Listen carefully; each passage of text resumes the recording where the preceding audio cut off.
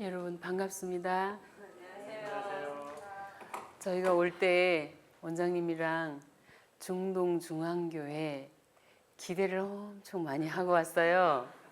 왜냐하면 우리 목회자 그 힐링 캠프에 오셨을 때 우리 이창선 목사님이 엄청난 열성을 가지고 참석을 잘 하시고 말씀을 잘 깨달으시고 그러면서 이제 목사님 교회에 돌아가셔서 어떻게 하겠노라고 지금 하고 있다고 소식을 이제 중간중간에 들으면서 저희도 기도를 많이 했고요. 와서 보니 역시나네요. 예, 여러분들 정말 감사합니다. 제대로 말씀을 잘 붙잡으시고 이렇게 결심하시는 모습들이 너무 아름다워요. 어제 그제 우리 목사님과 함께 식사하는 도중에 어떻게 원장님을 만나게 됐느냐 이렇게 물으셔서 제가 말씀을 드렸더니 그 이야기를 이번 안식일학교 시간에 좀 했으면 좋겠다 말씀하셔서 제가 이렇게 갑자기 이렇게 나오게 됐어요. 제가 태안에 살고 있었거든요. 충남 태안에. 근데 그때는 이미 우리 아들도 딸도 다 결혼을 시켜서 저희 부부만 살고 있었어요. 그럴 때에 여보 우리 이제 아이들도 다 나가고 없으니 우리 이제 남은 삶을 하나님이 원하시는 대로 선교만을 하면서 살아보면 안 될까? 우리 그렇게 살면 어떨까요? 남편이 처음에는 주저하더라고요. 왜? 많은 사람들이 이제는 벌어서 지금까지는 아이들 벌어서 공부시키고 내보내는 데 썼으니 이제부터는 벌어서 우리 노후 대책을 해야 된다라고 많은 사람들이 이야기를 하고 그렇게 생각을 하잖아요. 그런데 저희 남편하고 같이 이제 합의를 보고 그리하자 기도했어요. 하나님 어디 가서 선교하면서 봉사하고 살까요? 길을 열어주세요. 기도하고 있는데 2달 후에 콜이 오기를 베델 수양원의 주방장으로 오라네요. 그래서 베델 수양원이면 우리 한국이잖아요. 하나님 한국에는 복음이 다 전해졌잖아요. 아프리카로 갈까요? 중국으로 가서 할까요? 캄보디아로 가서 할까요? 어디로 가서 할까요? 하나님 지명을 선택해 주세요 했는데 뜬금없이 한국에서 부르니까 저는 깜짝 놀래지요. 하나님 여기가 부르신 곳이 맞습니까? 하고 기도했는데 하나님 이것이 하나님의 부르심이면 제 나름대로 기도하는 조건들이 있었어요. 이렇게 하시면 하나님의 부르심인 줄 알고 가겠습니다 했거든요. 근데 그것이 충족이 되었어요. 그래서 하나님의 부르심이구나 하고 갔어요. 갔는데 저는 제가 어디 가서 선교하고 봉사하면서 복음을 전하겠다라고 하는 생각으로 어디를 보내달라고 했는데 베델 수양원에 가서 보니까요. 아직 제가 복음을 전할 준비가 안 돼 있었던 거예요. 그래서 베델 수양원에 간 지 4일 만에 말씀 앞에 굴복이 됐어요. 그리고 하나님께서 나를 가르치시려고 이곳에 보내셨구나. 그동안 제가 시골 생활하면서 말씀을 연구하고 세천사의 기별이다 뭐다 전부 다 지금 준비하면서 노트하고 정리하고 했던 그런 모든 말씀들이 원장님의 입을 통해서 나오는데요. 제가 감탄을 했어요. 하나님 이게 뭐예요? 나 이거 알고 싶어요 하면서 노트 해놨던 것들 답이 쏙쏙 들어오는 거지요. 그러니까 제가 희열이 넘치겠잖아요. 그래서 주방에서 일을 하면서도 얼마나 행복하고 즐겁게 일을 했는지 몰라요. 그리고 주방에서 일을 하면서도 이제 스피커를 통해서 나오거든요. 그 말씀 안 놓치고 들으려고 애를 쓰는데도 하다 보면은 이렇게 놓치잖아요. 일을 하면서 들으니까. 그런데 그러면서 제가 이제 그때부터는 어떤 생각을 하냐면 아버지 나 이 밥 삶는 거 이제 그만하고 말씀 전하는데 같이 협력하게 해주세요. 제가 그렇게 기도했어요. 그랬는데 하나님께서 그 기도도 들어주셨어요. 이제 베델에 있으면서 제가 이제 1년 휴가를 몽땅 다 이렇게 모아가지고 태국에 이제 부름받아서 가실 때에 그 길을 여신 것도 참 하나님의 희한한 섭리가 있었는데요. 이제 그리로 가셔서 태국에 가서 선교하시면서 인도에 계신 목사님, 아로라 목사님이라고 하는 분이 이 태국 세천사 기백, 그러니까 4번 동안에 열흘간에 만드신 분이 고치신다 세미나 4번을 연속 참여하시고 그분이 태국에 선교사로 와 계시던 인도 목사님이 내 나라의 내 동포들에게 이 복음 전해야 되겠다 하면서 그곳으로 부르셨어요. 근데 원장님이 그때는 이미 눈이 완맹 판정을 받으셨고 미국에는 수없이 다녀오셨지만 비행기 타는 게 너무 힘들어요. 그렇지 않겠어요? 눈 뜬 우리도 너무 힘들잖아요. 오랜 비행기를 타면. 그런데 인도까지 가려면 9시간까지 델리까지 가서 델리에서 또 몇 시간 기다려 가지고 그 국내선 비행기로 갈아타야 되고 또 몇 시간을 가가지고 거기 또 차로 또 몇 시간 가서 너무 힘들잖아요. 가는 데만도 하루 종일 걸리고 어떤 때는 밤 비행기를 타고 가면 죽을 지경인 거죠. 그러니까 그런데다가 인도라는 나라가 지역적으로 너무 지저분하잖아요. 그걸 다 아시는 우리 집사님이 하나님 나 거기 안 가면 안 될까요? 나 거긴 정말 안 가면 안 될까요? 그러면서도 안 가면 안 되겠지요. 가야 되겠지요. 하면서도 마음으로는 안 갈 수 없을까요? 계속 그렇게 기도하고 이야기하고 있었어요. 그러다가 안 가면 안 되지. 아버지 갈게요. 이제 결정하시고 이제 볼일 보러 진주에 같이 갔다 왔어요. 누가 저하고 원장님하고 이제 같은 동역자가 한 사람이 있었어요. 차를 타고 진주까지 갔다가 왔어요. 왔는데 원장님 댁이 사진 나오나요? 원장님 댁이 이 저 베델세영원이 가보신 분은 알겠지만 이렇게 고바이잖아요. 근데 원장님 댁이 제일 꼭대기에 있거든요. 저 밑에서부터 올라와서 원장님 마당에다가 차를 파킹을 했어요. 제 차가 아주 제일 쬐끄만 차 스파크 차거든요. 이 차를 타고 와서 파킹을 했네요. 파킹을 하고 오면서 너무 감사합니다 예수님 감사합니다 하면서 세 사람이 막 찬미를 막 부르면서 갔다 와서는 다 왔어요 내리세요 하고 제가 먼저 문을 열고 나왔어요. 나와서 원장님을 모시러 가려고 차 뒤로다가 싹 가는데 이 차가 줄줄 밀리지요. 차 뒤를 막 밀어보니까 안 되는 거예요. 약간 비스듬하니까 차가 막 내려오는 거예요. 야 이거 사이드를 안 잡아서 그러나 쫓아가가지고 앞문을 딱 열고 사이드 브레이크를 잡으려 하는데 이미 탄력이 붙어갖고 이 차가 거꾸로 내려가는 거예요. 거꾸로 내려가는데 열어놓은 차에 내 머리를 딱 봐서 저는 땅바닥에 탁 넘어져서 빨딱 일어나니까 계란만한 혹이 여기에 났어요. 그래도 딱 보니까 이 안에 원장님 타고 계시잖아요.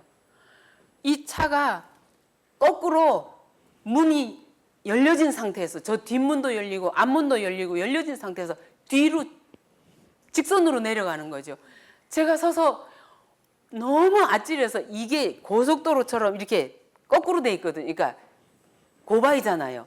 이 차가 거꾸로 내려가면 저 끝에 가가지고서는 그 어떤 분 얘기로 그 밑에까지 이 상태로 가게 되면 비행기 속도로 날아간다는 거예요. 나중에 그 소리를 들으니까 너무 아찔하죠. 내려가가지고 상상을 하는데 어떻게 할 수 없어. 아버지 어떡해요? 아버지 어떡해요? 어떡하면 좋아요? 하면서 내가 막 소리를 질렀는데 원장님은 내가 지르는 소리를 안에서 들으셨다는 거예요. 원장님은 다 왔습니다 내리세요 하니까 안전벨트 풀고 문을 딱 열고 발을 디뎠는데 차가 움직이더라는 거예요. 그러니까 발을 올리고 아직 안 섰네 하고 문을 딱 닫았대요. 그러니까 그 안에 그냥 계시는 거예요. 그 뒤에 있는 분은 내가 다 왔습니다 내리세요 하니까 나와 동시에 같이 문을 열고 나왔어요. 이 사람은 이제 동시는 아니 제가 먼저 내려오고 이 사람 딱 발을 딱 내렸는데 이 사람이 차가 오니까 이제 그 자기가 열은 문에 받쳐가지고 넘어진 거예요. 뒤로 넘어졌는데 나중에 알고 보니까 이 사람은 뒤로 넘어져서 차가 자기 머리 위로 지나가더라는 거예요. 그러니 저는 그건 몰랐죠. 올랐는데 나중에 보니까 차가 내가 아버지 어떡해요 3번을 고함을 질렀는데 원장님은 그 안에서 아 이게 거꾸로 내려가는구나 직감을 하시고 예수님 찾아봐 주세요 3번 고함을 질렀대요. 그랬는데 그냥 사뿐히 차가 서두르는 거예요. 그게 아니었거든요. 차가 백으로 딱 내려가는다 가다가 갑자기 저 교회 입구 여기 지금 이 비석 있잖아요. 비석 바로 저 위에서요. 차가 갑자기 90도로 밖으로 샥 뒤로 내려가다가 이게 이렇게 돼서 이 언덕에 조경석이 2개가 있는데 2개 위로 텅텅 하면서 차가 올라가 있는 거예요. 차를 한번 보여주세요. 그렇게 저렇게 올라가 있는 거예요. 근데 원장님은 기도하시느라고 전심으로 기도하시는 걸 잊어버리고 못 들으신 거예요. 사뿐히 서두라네요. 근데 소리가 크게 들렸거든요. 그래서 있던 환우들이 다 모였어요. 이게 무슨 소리냐고. 그랬는데 원장님은 머리 털끝 하나 다치지 않고 아무 데도 다치지 않고 그 집사님은 고생을 여러 달 동안 많이 했어요. 근데 너무 신기한 거는요. 이 집사님이 이제 몇 달 있다가 퇴원을 해서 베델에 왔어요. 와가지고 이제 이 얘기를 하는 거예요. 근데 저하고 같이 입원은 그날 했거든요. 가가지고 보니까 이 집사님이 코끝이 이렇게 약간 끓여서 피가 나는 거예요. 그리고 등은 보니까 차가 끌고 내려와가지고 등은 막 끓였고 그리고 이쪽 손, 어깨 이쪽으로가 금이 갔어요. 근데 그날 저녁에는 안 나왔어요. 사진을 찍었는데도. 근데 아무 다친 데가 없다. 이렇게 했는데 나중에 이제 다 부기가 빠지고 난 다음에 사진을 찍으니까 어깨하고 손하고 금이 갔다 그래요. 그래서 기부스를 해가지고 여러 달 동안 고생을 하셨어요. 근데 와서 이야기를 하는데 그 차가 자기 머리 위로 지나가더라는 거죠. 그러니까 원장님 대본에 야, 네 차의 반판 끝에 하고 땅하고 한번 재봐라. 그리고 저 서집사 머리를 요 뒤통수하고 여기하고 한번 재봐라. 재니까 17cm, 23cm. 그러니까 제 반바가 차 반바가 17cm고 머리가 23cm인가 그래요. 그러니까 5cm인가 6cm가 차이 납니까? 하여튼 그렇게 이게 더 낫는 거예요. 그런데 넘어져 가지고 만약에 차가 바로 여기를 지나갔으면 다 끌고 가지고 엉망진창이 되지 않았겠어요. 생명이 온전했을지 모르겠어요. 그런데 차 한쪽 바퀴가 이거를 갈고 지나간 거예요. 어깨를. 네, 어깨를 가니까 얼굴은 코끝만 피가 났고 등만 끓였어요. 이렇게 하고 이분이 살아났어요. 그리고 하나님께서 그날에 우리를 지키셨다고 하는 확실한 보증을 우리에게 보여주신 거예요. 그러니까 우리 원장님이 하나님, 내 생명 이토록 지켜주시는 하나님의 은혜 정말 감사합니다. 이제는 어디든지 가겠습니다. 부름받아 나서님은 어디든지 가오리다. 우리 참여 그렇게 하죠. 그런데 어느 목사님은 그러대요. 부름받아 나서님은 형편 따라 가오리다. 이렇게 노래 부르는 거라대요. 그런데 우리 원장님 그때로부터 어디서 부르시든지 예 부르면 가겠습니다 하고 가셔요. 그래서 저는 그 주방에서 나를 해방시켜서 이제 요리하는 일에서 해방시켜가지고 원장님 눈이 되어서 따라다니게 하셔서 오늘 이 자리에 서 있습니다. 감사합니다. 아슬아슬한 얘기를 듣고 나니까 제 가슴이 떨려가지고 말이 제대로 될지 모르겠네요. 그 베델에 그 건물을 짓고 환자들이 가장 많이 올라오면서 보는 바로 눈앞에 저 비석이 있어요.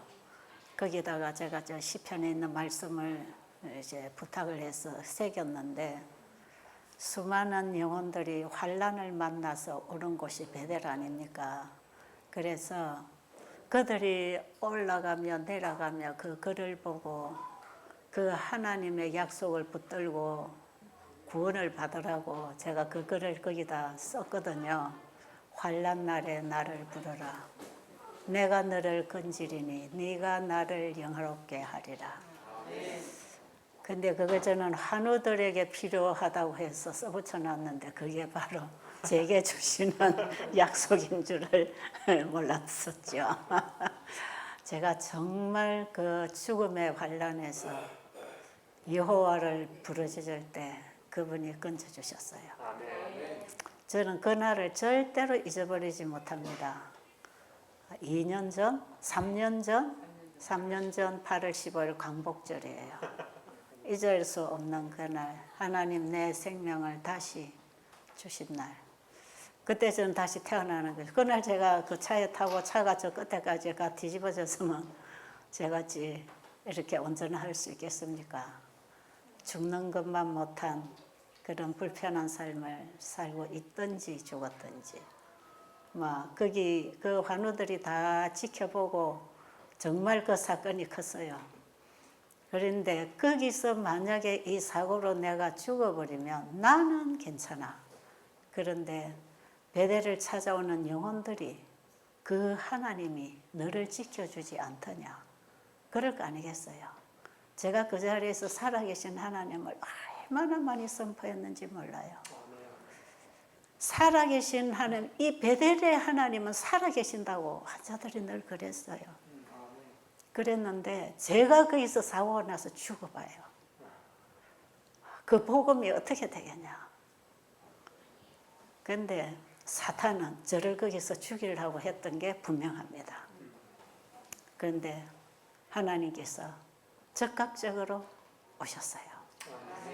적극적으로 차가 내리막을 뒤로 가다가 90도로 꺾어가지고 언덕으로 올라갔잖아요.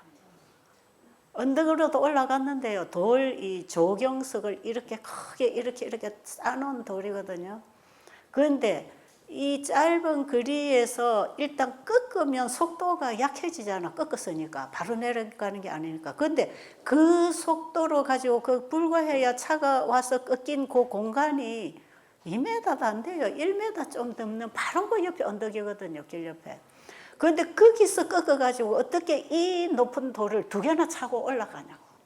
그것도 저는 아무리 생각해도 불가능해요. 인간의 생각으로. 그런데 그게 꽉 받치면서 올라갔는데 그 받치는 진동 소리가 동네 다 들려가지고 방에 있던 한우고 선교사들이 다 뛰어나왔어요. 무슨 소리냐고. 근데 저는 그 진동 소리를 한 개도 안 들었어요. 들리지 않았어요. 그래서 우리 전도사님이 내려와서 보더니 그래요. 만약에 이 차가 꺾여가지고 이 돌에 받쳤으면 튕겨가지고 앞으로 전복을 할 뻔했는데 이게 어떻게 올라가서 그 차가 딱 씌었는지 모르겠다. 이거는 천사가 들어 올린 것이 분명하다. 저는 이 경험을 처음으로 나의 문제로 해봤어요. 그런데 우리 베델에 오는 환자들이 위기를 당할 때 하나님이 이런 손길로 도와주셨어요. 우리 하나님은 내가 나의 일을 하면 나는 너의 일을 돕겠다. 내가 하나님 일을 하기 위해서 하나님께 맡기면 하나님 내 모든 걸 책임지시잖아. 그렇죠? 정말 그동안에 베델에 무수한 환자들이, 위험한 환자들이 들어오고 나가고 수없이 1년에 1000명이 왔다 간다 하지만 정확하게 세보면 그보다 훨씬 넘는답니다. 이 방명록을 세보면. 일단 1년에 1000여 명의 환우들이 왔다 갔다 하는 곳이에요. 수많은 환자들. 그런데 환자들이 등산 가서 산에 가서 길을 잃을 수도 있고 굴러서 떨어지기도 하고 별별 환자들 다 생겨요. 하여튼 그런데 하나님께서 그 얘기를 다 모면하게 하시고 누구의 눈에 발견되든지 응급실로 가서 생명을 구하게 하시고 이런 일들이 너무 많이 일어났어요. 그런데 이 일은 하나님이 하라고 하신 일이기 때문에 하나님이 책임지신다. 그 믿음 아니면 못합니다. 그러니까 의료 선교사가 되는 자질은 복음을 가져야 된다. 예수님을 가진 자는 내 모든 것이 예수님 거니까 예수님께 맡기는 거 아니겠어요? 복음을 가진 자는 누구든지 의료 선교사로서 다른 영혼을 예수님께로 구하는 인도하는 일을 할 수 있다. 그건 너무 확실하고요. 우리는 지금 내 일이 너무 바빠서 하나님 일 못하잖아요. 근데 하나님은 네가 내 일을 좀 해주라. 그럼 내가 네 일은 다 해줄게. 아멘. 그게 제 삶 속에 100% 그 약속이 이루어졌습니다. 이걸 제가 어찌 간증을 다 할 수 있겠습니까? 제 인생 얘기인데요.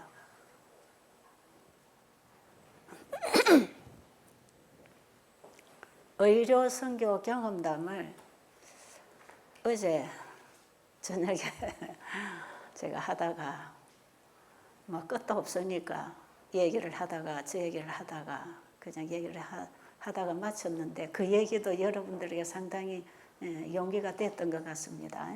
그래서 참 좋고요. 오늘 여러분들의 이 간증담을 들어보니까 정말 이 교회의 희망이 보이네요. 네. 저는 우리 이창섭 목사님이 이 빛을 받고 바로 받은 빛을 백성들에게 비추면서 일을 하고 계시는 것을 알았기 때문에 정말 여기 관심이 있었는데 와서 보니까 별 사람들이 없어요. 눈앞에 보이는 사람 별로 없어. 들리는 사람도 없고 대면도 없고 뭐 물론 줌으로 다 이렇게 참여를 하고 계시지만 상당히 조용했어요. 그래서 저는 이분들이 목사님에게 미리 다 듣고 배우고 실천을 해가지고 별 들을 게 없고 배울 게 없어서 그냥 무관심하게 지나가는가 보다. 뭐 그럴 수도 있겠다. 이미 다 아는 걸 제가 반복하는 거니까. 그래서 그냥 조금이라도 도움이 됐으면 좋겠다 하는 심정으로 그냥 제게 주어진 임무니까 와서 했는데 이제 오늘 이 시간에 여러분들이 다 어떻게 깨닫고 느꼈는지를 말씀을 들어볼 때 진짜 이 교회는 희망이 보이네요. 여러분 오늘 이번에 깨닫고 지금 느낀 그걸 바로 결심하시고 움직여 보세요. 바로 움직여 보면 그때부터 하나님이 힘 주시고 능력 주시고 길을 여십니다. 우리 저 줌으로 참석하신 분이 아까 간증하실 때 들어보니까 제가 어떻게 그 불상 집안에 신주단지 모시는 걸 어떻게 그걸 제가 뜯어내라고 했겠어요. 정말 저도 그리 간담이 센 사람이 아니거든요. 그런데 그 하나님이 이 불쌍한 아들을 고쳐주시려면 이게 방해가 돼서 안 된단 말이에요. 그러니까 그 믿음은 필요할 때 하나님이 저에게 주신 믿음이에요. 제가 평상시에 그렇게 과감하게 정말 그렇게 제가 남의 일을 그렇게 할 수 있는 사람이 아니에요. 그 남의 집이잖아. 내 일도 아니고 내 가족도 아니고. 만약에 그래가지고 환자가 안 나오면 제가 얼마나 욕먹겠어요. 그런데 적극적으로 그 영혼을 정말 살려주고 싶은 마음이 있고 하나님께 도움을 구할 때 하나님이 그 믿음을 그때에 주신 것이에요.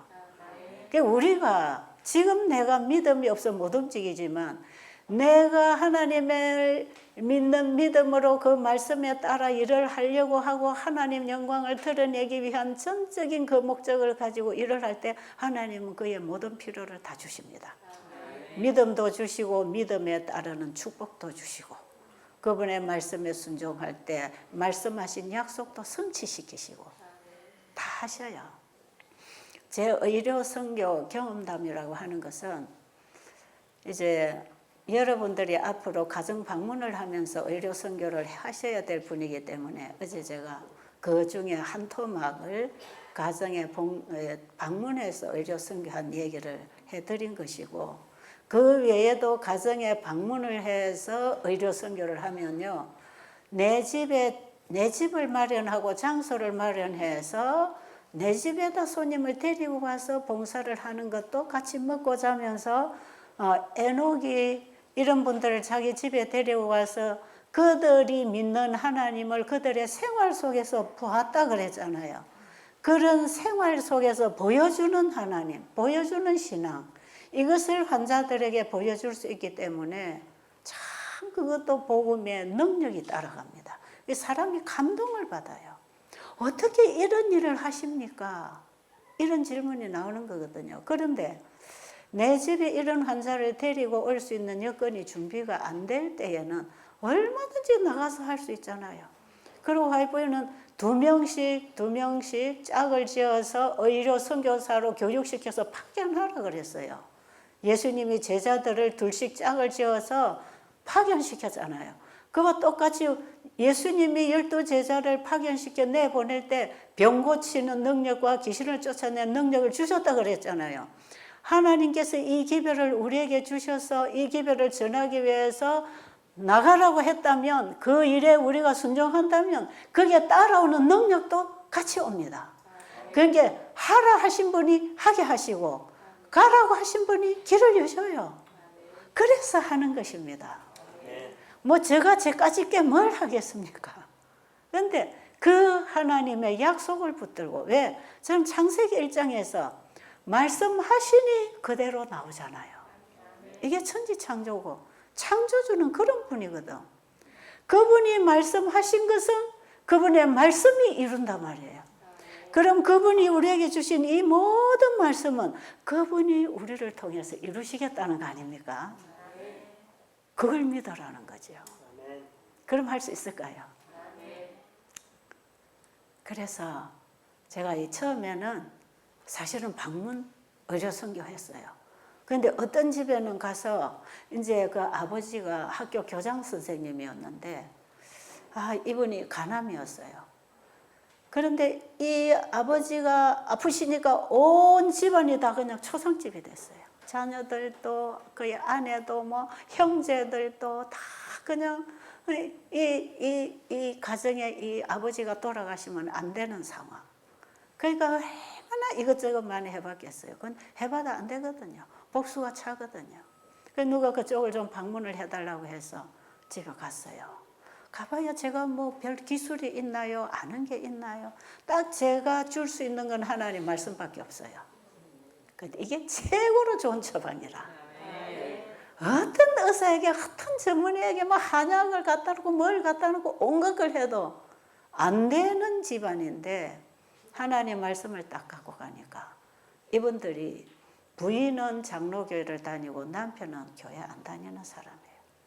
그런데 제가 이분을 찾아가서 이 몸을 창조하신 하나님 얘기하고, 그분이 주신 처방이다.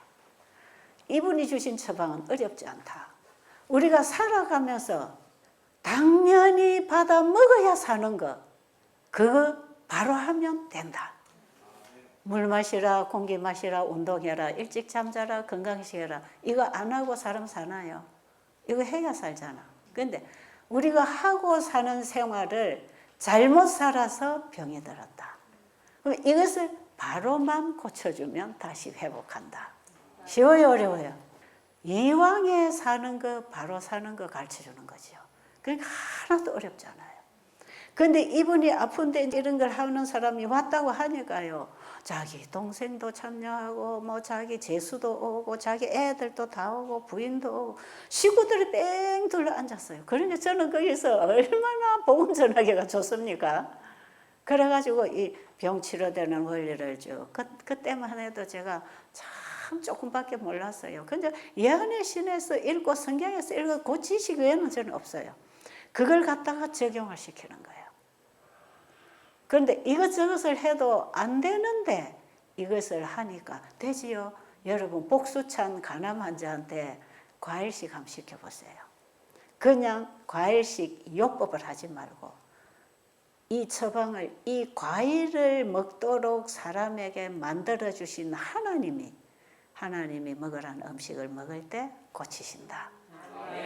여러분, 과일은 우리 사람을 창조하시고 제일 좋은 음식으로 에덴 동산에서 주신 양식 아닙니까? 그렇기 때문에 하나님이 먹으라는 음식을 먹는 것은 하나의 과일이라고 하는 식물을 먹는 게 아니라 과일을 먹으라고 하신 하나님의 말씀을 먹는 것이에요. 그러니까 기적은 어디에서 일어난다? 말씀이 기적을 일으킨단 말이에요.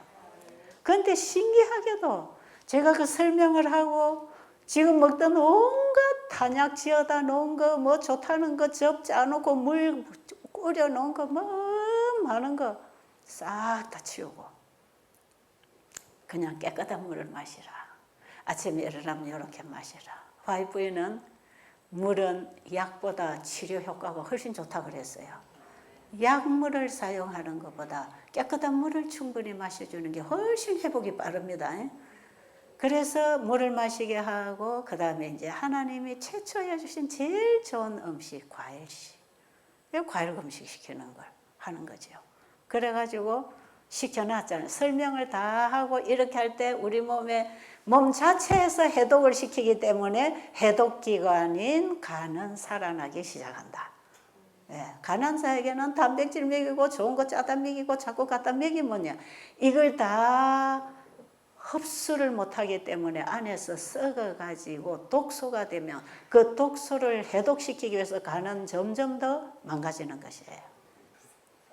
그런데요, 왜 제가 결과만 얘기 안 하느냐? 여러분이 가서 그런 환자를 만날 것이기 때문에 거기에 참고가 되는 얘기를 제 경험을 통해서 해줘야 되는 거야. 그러니까 간환자를 만났을 때 어떻게 해줘야 되는가? 또 제가 이런 환자를 할 때 어떻게 해줘야 되는가? 그게 중요하잖아요. 자, 그래서 일단 간환자는 금식, 과일식은 그 자체의 몸 자체에서 해독하는 이게 디톡스 방법이단 말이에요. 이 해독법이단 말이에요. 그러니까 물을 충분히 마셔주거나 과일식을 이렇게 하고 물을 마시고 이렇게 적당한 운동을 해주면 몸 자체가 해독을 하니까 간이 휴식을 하겠죠. 그래서 회복합니다. 우리 몸은 휴식을 통해서 회복한다 그랬잖아요. 그러니까 하루 가서 먹던 거 다 끊고 과일을 딱 시켜놓고 그 다음날 갔더니 벌써 이뇨제를 끊었는데 배가 물렁물렁해져요. 그러니까 식구들이 얼마나 신기했겠어요. 야, 이게 되는 거구나. 그래가지고 또 그 다음날 또 과일식에 이제 이 몸 체력을 봐가면서 한 4일 정도 과일식을 하는데요, 복소가 술술술술 빠져나가는 거라. 그러니까 이 식구들이 몽땅 그냥 여기에다 올인을 했어요. 다들. 그러니까 제가 가가지고 방문하면 둘 앉혀놓고 예배 드리고 제가 항상 도와주니까 예배 시간 되면 가족들 불러다가 다 앉히는 거야. 그래가지고 복음을 전할 수 있는 자리가 준비됩니다. 그렇게 해서 그 가족들이 다 하나님 앞으로 돌아오는 거야. 이게요, 얼마나 놀라운지 몰라요. 여러분, 이런 것을 여러분이 좀 더 알기 원하면 다음 설교 시간에 제가 정한 주제는 내려놓고 이 얘기를 좀 더 할게요. 그게 낫겠지요? 이거 실질적인 문제니까 이게 중요할 것 같습니다. 그럼 이 시간에는 마치겠습니다.